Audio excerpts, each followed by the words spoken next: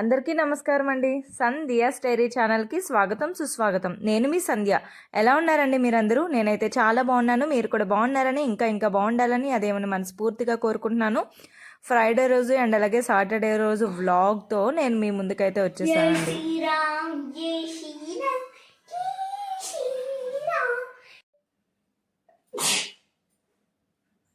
ఇదైతే ఫ్రైడే రోజు షూట్ చేసింది. పూజ అయితే మా హస్బెండ్ చేసేసుకున్నారు. నేను లంచ్లోకి సాంబార్ అయితే ప్రిపేర్ చేసేస్తున్నాను. ఆల్రెడీ కుక్కర్లో పప్పు అయితే వేసేసాను. నేను ఎప్పుడు సాంబార్కి ఓన్లీ కందిపప్పే కాకుండా కందిపప్పులో కొంచెం ఎర్ర కందిపప్పు అండ్ అలాగే కొంచెం పెసరపప్పు కూడా వేసుకుంటాను. అప్పుడు మనకి సాంబార్ ఇంకా కొంచెం థిక్గా బాగా వస్తుంది అన్నమాట టేస్ట్.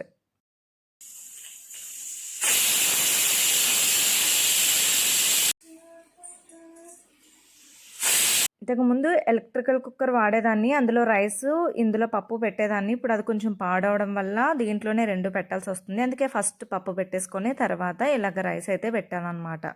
అండ్ సాంబార్లోకి నా దగ్గర అయితే ఆనపకాయ ముక్క ఉంది అండ్ అలాగే కొన్ని దోసకాయ ముక్కలు ఉన్నాయి.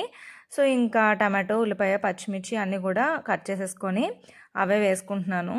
ముందు రోజే చక్కగా నేను బెండకాయ కర్రీ వండేసాను అనమాట. సో ఒక 4 బెండకాయలు ఉంచినా బాగుండేది అని అప్పుడు అనిపించింది.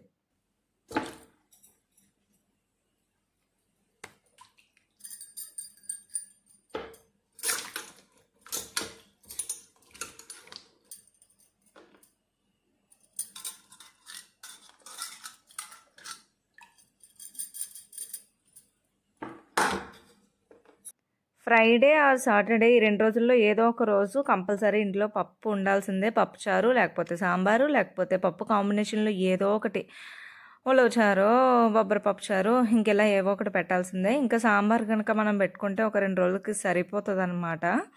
అంత మిగలాగా మనం పెట్టేసుకుంటాం. దోసకాయ తింటారా? దోసకాయ ముక్కలు ఫ్రిడ్జ్లో కొన్ని కట్ చేసినవి దోసకాయ ముక్కలు ఉన్నాయి. సో ఉట్టి దోసకాయ ముక్కలు కొంచెం చప్పగా ఉన్నాయి అని చెప్పేసి లైట్గా పంచదార వేసి పిల్లలకైతే ఇస్తున్నాను. వంట అయ్యేలోగులో అవి తింటారు కదా అని చెప్పి.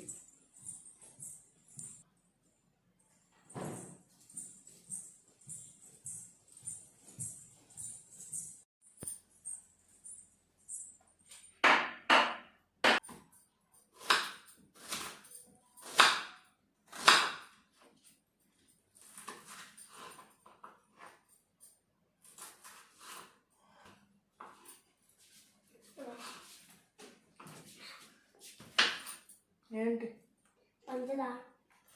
పంచదార ఎక్కువైతే ముంచుకొని తినేసారేమో. ఆల్రెడీ పంచదార వేసి ఇచ్చాను కదా, పంచదార అయిపోయిందని చెప్పి మళ్ళీ వచ్చారనమాట. అదే అడుగుతున్నాడు మా పెద్దోడు ఇక్కడ.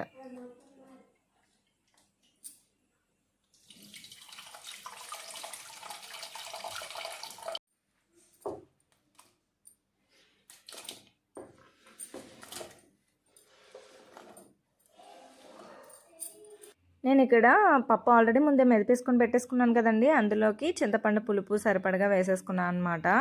కారానికి సరిపడగా కొంచెం కూర కారం అండ్ అలాగే 2 స్పూన్ల సాంబార్ పొడి కూడా యాడ్ చేసేసుకున్నాను. అయితే మనం ఆల్రెడీ పచ్చిమిరపకాయలు వేసుకున్నాను కాబట్టి నేను కొంచెం కారం తగ్గించే వేసుకున్నాను. ఎండుమిర్చి కూడా మనం పోపులో వేసుకుంటాం కాబట్టి. మనం ఇక్కడ సాంబార్ పొడి ఒకవేళ ఇంట్లో లేకపోతే ధనియాలు, జీలకర్ర కొంచెం వేయించి అందులోని కందిపప్పు, మినపప్పు లైట్గా ఒక్కొక్క స్పూను వేయించి అది పౌడర్ చేసుకొని ఇందులో యాడ్ చేసుకున్న ఆ చిక్కదనం అనేది వస్తుంది అనమాట. ధనియాల పొడి కంపల్సరీ ఉండాలి మనకి సాంబార్లో. ఇంకా తర్వాత ముక్కలన్నీ కూడా అందులో యాడ్ చేసేసుకొని సరిపడగా నీళ్ళు వేసేసుకొని బాగా మరగనివ్వాలి. సో ఎంత బాగా మరిగితే ముక్క అంత బాగా ఉడుకుతుంది అనమాట. ఫైనల్గా సాంబార్ రెడీ. మనం ఇప్పుడు ఉసిరి అండ్ అలాగే కరివేపాకు ఈ రెండిట్లతో ఒక జ్యూస్ ప్రిపేర్ చేసుకుందామండి. సో జనరల్గా నాకైతే ఈ మధ్య బాగా హెయిర్ ఫాల్ అయిపోతుంది. సో ఉసిరి చాలా మంచిది అంటారు కదా. సో ఉసిరికాయలు అయితే తీసుకొచ్చారు మా హస్బెండ్, కొంచెం ఎక్కువే తీసుకొచ్చారు. సో ఇవన్నీ ఒకే రోజు జ్యూస్ తాగలేం కదా.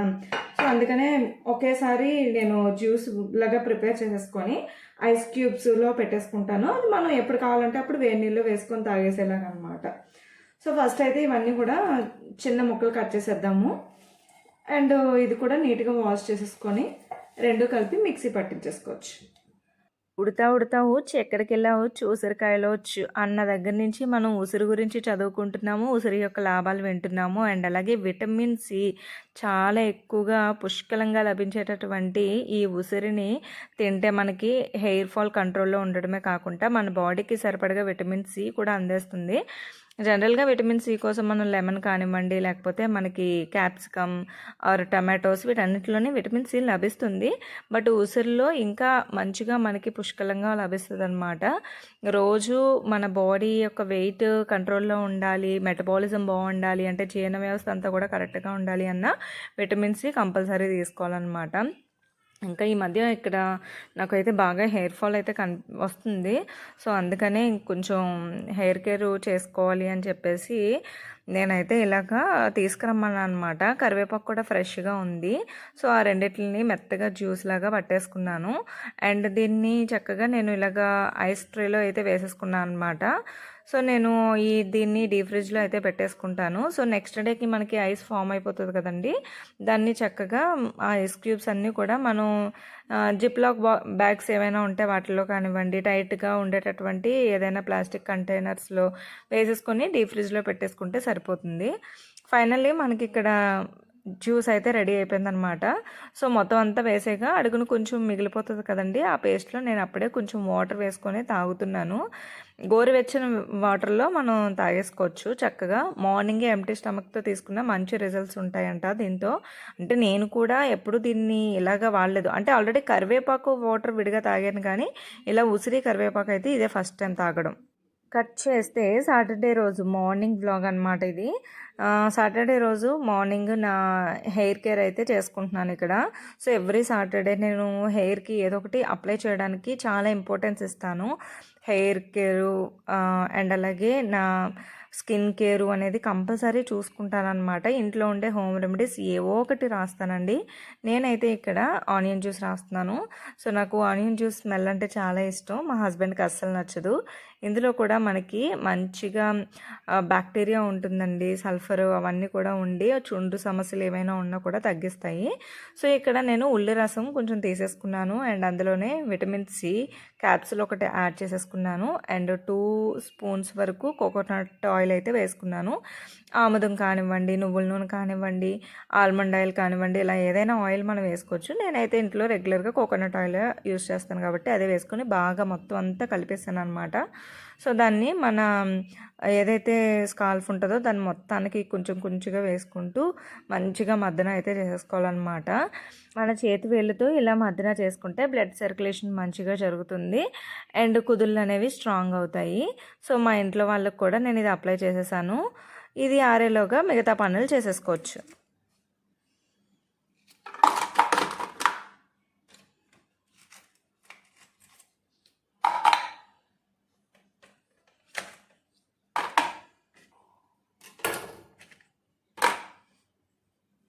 చూసారు కదండి, ముందు రోజు ప్రిపేర్ చేసిన ఉసిరి కరివేపాకు ఇలాగ ఐస్ క్యూబ్స్ మంచిగా రెడీ అయిపోయాయి అనమాట. నేను ఇక్కడ నా దగ్గర జిప్లాక్ బ్యాగ్ ఒకటి ఉంటే అందులో వేసేసుకుంటున్నాను మొత్తం ఇవన్నీ కూడా.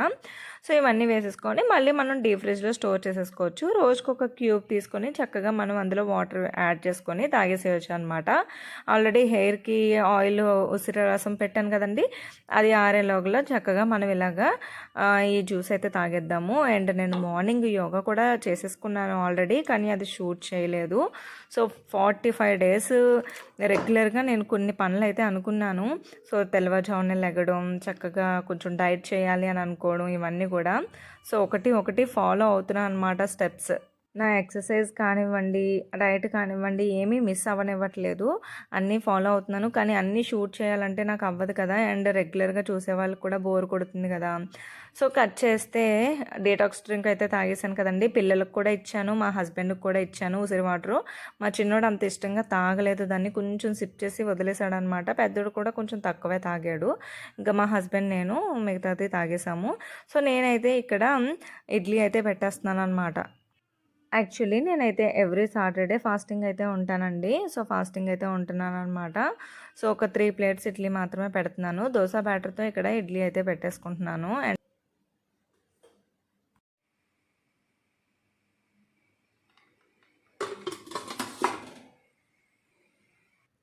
ఇడ్లీ కుక్కర్లో మనం పెట్టుకున్నప్పుడు విజిల్ ఎప్పుడు కూడా ఉంచకూడదండి, ఎందుకంటే ఇవి జస్ట్ ఆవిరికి ఉడికిపోతాయి కాబట్టి విజిల్ అయితే తీసేసుకోవాలన్నమాట.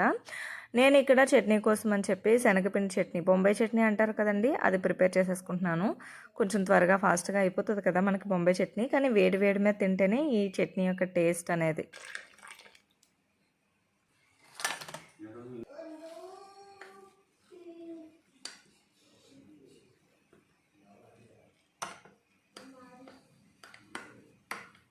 ఒక గ్లాస్లో శనగపిండి తీసుకొని కొంచెం వాటర్ వేసి చక్కగా ముందు ఇలాగా కలిపేసుకొని పెట్టేసుకోవాలి.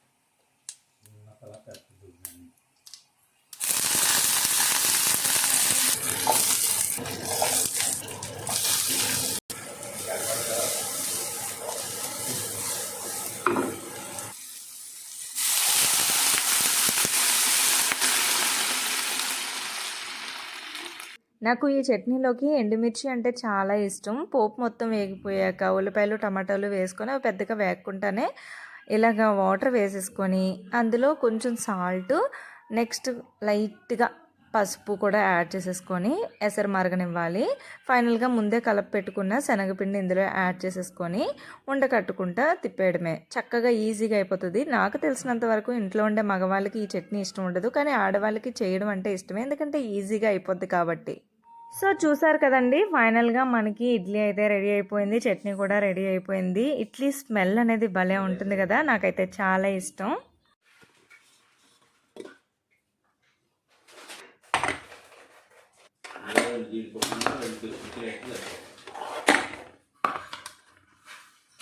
ఫైనల్గా వాళ్ళకి బ్రేక్ఫాస్ట్ రెడీ అయిపోయింది, ఇంకా పూజ కూడా అయిపోయింది నాది. సో ఇంకా సాటర్డే ఫాస్టింగ్ ఉంటానని చెప్పాను కదా, నేనైతే హెడ్ బాత్ చేసేసిన తర్వాత హెయిర్ ఇప్పటి వరకు దువ్వుకోలేదు, ఇప్పుడే దువ్వుతున్నాను దువ్వని పెట్టి. చూసారా, అస్సలు చిక్కులు ఏం పడలేదు, లైట్గా చిన్న చిక్కు అయితే ఉందన్నమాట. హెయిర్ ఫాల్ కూడా చాలా తక్కువ అయింది. సో ఏదో ఒకటి అప్లై చేస్తూ ఉండాలండి. ఉన్న జుట్టుని కాపాడుకోవడం అనేది ఈజీ కదా, కొత్త జుట్టు రావాలి, పొడుగ్గా ఉన్న జుట్టు కావాలి అనుకునే కంటే మనకి ఏదైతే ఉందో దాన్ని కొంచెం కాపాడుకోవడానికి ఇంట్లో ఏ ఒక రెమెడీస్ ఫాలో అవుతూ ఉండాలి అని నాకు అనిపిస్తూ ఉంటుంది అనమాట. అండ్ చెక్క దువ్వెన వాడటం అనేది మంచిది అని చెప్పేసి నేను ఒకళ్ళ దగ్గర విన్నాను. సో నాకు మా అక్కల ఇంటి దగ్గర నేను గీతం యూనివర్సిటీలో ఉండేటప్పుడు లావణ్య అని ఒక ఫ్రెండ్ ఉండేది, తనకి హెయిర్ చాలా థిక్గా చాలా ఎక్కువ ఉండేది. ఏంటి నీ హెయిర్ కేర్, నీకు దీనికి సంబంధించి ఏం చేస్తూ ఉంటావు అంటే, ఫస్ట్ అయితే నేను అసలు ప్లాస్టిక్ దువ్వెన అనేది వాడను, ఇలా చెక్క దువ్వెనే వాడతాను అని చెప్పేసి అందనమాట నాకు. సో ఆ తర్వాత నేను కూడా దాన్ని యూజ్ చేయడం మొదలుపెట్టాను. సో ఎందుకంటే మన అండ్ పళ్ళు కూడా కొంచెం దూరంగా ఉండేవి బెస్ట్ అనమాట. దగ్గరగా ఉండే వాటితో హెయిర్ అనేది ఎక్కువగా చిక్కుపడిపోద్ది. ఈరోజు అయితే కొంచెం తక్కువ ఊడింది. అలాగని మళ్ళీ రెగ్యులర్గా ఏదో ఫాలో అవుతూ ఉంటేనే మనకి హెయిర్ ఫాల్ అనేది తగ్గుతుంది, లేకపోతే నార్మల్గా ఊడిపోతుంది అనమాట. ఇక్కడ బాత్ టబ్లో వాటర్ పడుతున్నాను స్నానం చేయడానికి అనుకున్నారు, కాదండి బాబు. సో ఇంకా వీకెండ్ కదా, దుప్పట్లు బ్లాంకెట్స్ అవన్నీ ఉన్నాయన్నమాట పిల్లలవి, అవి వాషింగ్ మిషన్లో పట్టవు సరిగాన. సో ఇందులోనే మేము ఉతుకుతూ ఉంటాం అన్నమాట. సో దానికోసం అని చెప్పేసి ఇలాగ బాత్ టబ్ ఏదైతే ఉంటుందో, సో ఆ బాత్ టబ్లో నేను ఫస్ట్ కొంచెం డిటర్జెంట్ లిక్విడ్ వేసేసి ఇలా వాటర్ అయితే పట్టేస్తాను. సో ఇందులోనే మేము బ్లాంకెట్ వేసేసి నానబెట్టేస్తాము. సో ఇంకా అందరివి స్నానాలు అయిపోయాయి. టబ్ మొత్తం కూడా నీట్గా క్లీన్ చేసేసి అందులో ఇలాగ వాటర్ పట్టేసి అందులో బ్లాంకెట్ అయితే వేసేసి కాసేపు ఉంచేస్తాం అనమాట. సో దీన్ని కాసేపు అయ్యాక మా హస్బెండ్ నీట్గా ఉతికేస్తారండి, నేనైతే ఉతకను, తనే పప్పు నాకు హెల్ప్ చేస్తారు. ఇది చాలా బరువు ఉంటుంది. ఈ బ్లాంకెట్స్ని చూస్తూ ఉంటే నాకు బొంతలు గుర్తొస్తాయి. అప్పుడు పాత చీరలు అన్నీ కలిపి బొంతలు కుట్టించేవారు కదండి, నేను ఇండియాలో ఉన్నప్పుడు కూడా నేను వాడేదన్నమాట వాటిని. సో పిల్లల కిందకి అది కూడా అవి మెత్తగా ఉంటాయి. సో చూసారు కదండి, ఇదండి వాటి నా వీడియో మీకు నచ్చితే లైక్ చేయండి, సబ్స్క్రైబ్ చేసుకోండి. మరొక మంచి వీడియోతో మళ్ళీ కలుద్దాం.